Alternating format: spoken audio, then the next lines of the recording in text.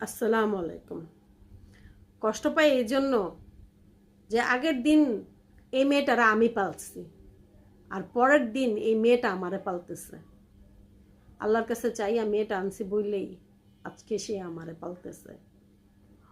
ও সেই সময় যেমন কত ম্যাচিউর একটা মেয়ে হয়ে গেছিল, সব কিছু দৌড়ে দৌড়ে করতেছে।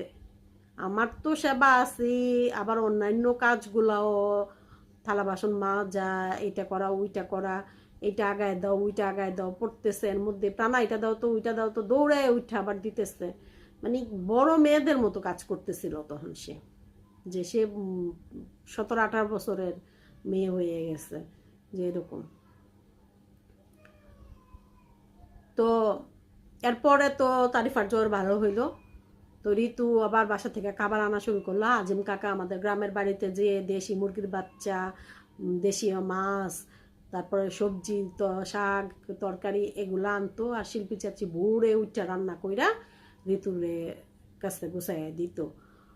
তো ঋতু যখন টিফিন কারি গুছায় নিয়ে রেডি হচ্ছে, তখন তারিফা দেখতো আর দেখা বলতো, তুমি স্মৃতির কাছে যাও, স্মৃতির কাছে যাও, যাও, স্মৃতি ভালো হয়ে যাবে, স্মৃতি ভালো হয়ে যাবে, আমি দোয়া করি স্মৃতি ভালো হয়ে যাবে।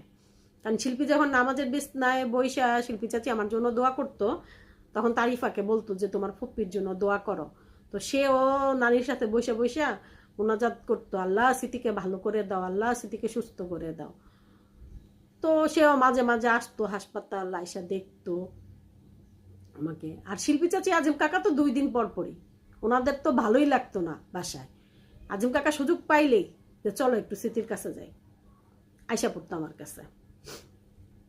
এছাড়াও আমাদের আরও অন্য আত্মীয় স্বজন, আমি যখন আইসিউতে ছিলাম তখন আমার মামাতো ভাই রাহিম, তারপরে জনি, এরপর আরও অনেকে আসছে, এবং তারা পরে আসতে পারে না কিন্তু ফোনের খবরটা ঠিকই নিত। আর রুবেল তো প্রতিদিনই, ও তো ক্যান্টনমেন্ট জব করতো, ও প্রতিদিনই টাইমের আগে আসতো, আইসা বসে আমাদের সাথে কথা বলতো, তারপর ও আর ডিউটিতে চলে যেত। তারপর রনি আসছে, ওর বউ বাচ্চা নিয়ে, ওর বাচ্চাটারে সেই সময় আমি প্রথম দেখি, কিন্তু আমি তার বাচ্চাটার একটু আদরও করতে পারি না, আর কোলে তো নিব দূরের কথা। মানে এত খারাপ লাগতেছিল, কারণ একে তো আমার কাছে আসতেও দেয় না, কারণ আমার কাছ থেকে তাদেরকে একটু দূরে রাখে, আর তখন আমার ক্ষমতাও নাই ওর বাচ্চাটারে আমি কোলে নিব।